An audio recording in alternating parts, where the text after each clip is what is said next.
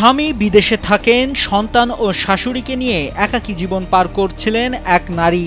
এমন সময় ওই নারীর সঙ্গে নতুন করে যোগাযোগ হয় পূর্ব পরিচিত মোহাম্মদ কামরুল ইসলামের। ওই নারী কামরুল ইসলামকে ভাই বলে ডেকে মোবাইলে কথা বলতে শুরু করেন।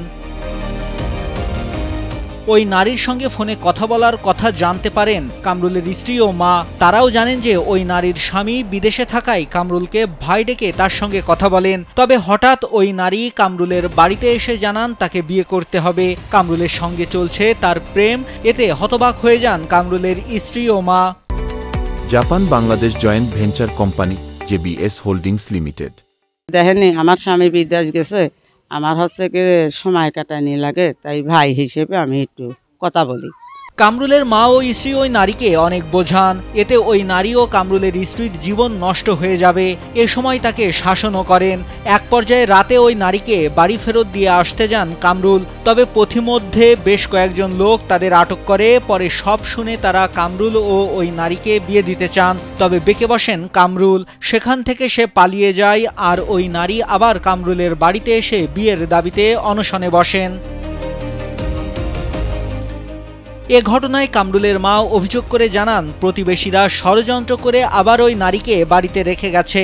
পাশের কয়টা লোকজন আছে, ওনারা ষড়যন্ত্র করে আমার রাত্রি সালিশ হয়েছে, মেয়ে দিয়ে আসবি, সেই মেয়ে আবার পথের থেকে ফিরিয়ে নিয়ে এসে আমাদের বাড়ি দিয়ে গেছে। তবে প্রবাসীর স্ত্রী ওই নারীর দাবি, কামরুলের সঙ্গে তার আগে থেকে পরিচয় ছিল। গেল ৮ মাস ধরে তাদের মধ্যে প্রেম চলছিল। সন্তান সহ তাকে মেনে নিয়ে বিয়ে করার কথা বলে বাড়িতে ডেকে আনেন কামরুল। বিষয়টি জানাজানি হলে লোকজন এসে ঝামেলা করে। এরপরই বিয়ে করতে অস্বীকার করেন কামরুল। এখন সে আমার আশ্বাস দিয়েছে যে জায়গায় নিয়ে আসবি, ভবিষ্যতেও তার সাথে রাখবি। আমার একটা মেয়ে আছে, সে মেয়েরও দায়িত্ব নিতে চাইছে। সে আমার বাসায় গেছিল, রাতে 1টা বাজে বাসায় গেছিল। মনে করেন যে বাসার লোকজন সব দেখছে, তার দেখার পরবর্তী এরকম ঝামেলা সৃষ্টি হয়েছে। এখন মনে করেন যে আমি তার কথার উপরে বাসা থেকে বাইরে আসছি, কিন্তু সে আমার এখন নিতে চাচ্ছে না। ওই নারী আরও জানান, কামরুল পালিয়ে গেলেও তার সঙ্গে যোগাযোগ করে আইনের আশ্রয় নিয়ে প্রয়োজনীয় ব্যবস্থা নেবেন তিনি। আমার তো মনে করেন সম্মান নষ্ট হয়েছে। আমার যেহেতু বাড়ি থেকে বের করে দিয়েছে, শ্বশুর বাড়ি থেকে, আমার তো মনে করেন যে কোনো জায়গায় যাওয়ার উপায় নাই, বিধায় আমি এই জায়গায় আসছি।